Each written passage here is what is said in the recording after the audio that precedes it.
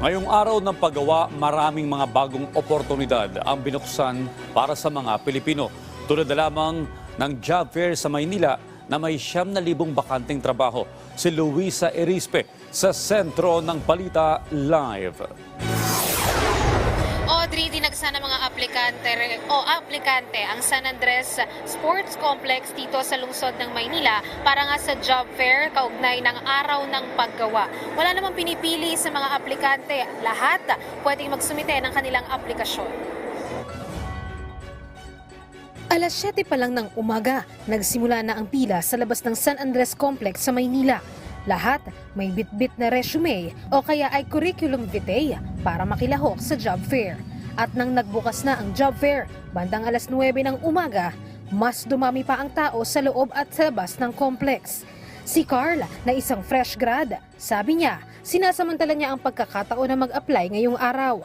Hindi lang isa, kundi 8 resume ang bit-bit niya. Masiguro lang na may maiuuwi siyang trabaho. Sana po yung 8 resume may makuha po akong isang trabaho doon. Kailangan ko po talaga ng experience na makakatulong sa akin sa buhay po. Si Tatay Quirino naman, kahit 58 years old na, matapang na nag-apply pa rin ng trabaho ngayong araw.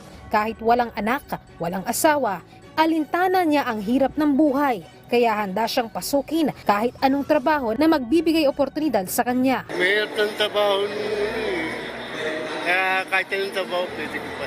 Nasa 9,000 ang bakanting trabaho ngayong araw sa Maynila. Pinakamarami, customer service representative.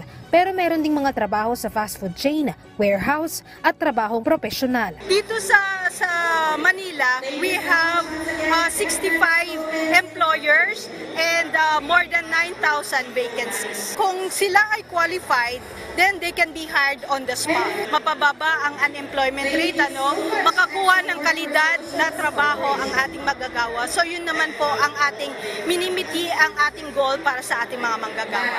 Dahil naman mabilisan ang proseso, wala pang kalahating araw, may nakakuha na agad ng trabaho. Si Rosa na mula sa Davao, sinuwerte na nakasungkit agad ng trabaho sa isang car wash company. Sabi niya, handa siyang makipagsapalaran sa Maynila, makapagpadala lang ng malaking kita sa pamilya niya sa probinsya. Ako ng kaibigan ko na pupunta daw kami dito. So makasakali ako na maka-apply ako, matanggap ako. Ito na nga. Maraming salamat po sa job fair na binigay niyo sa akin.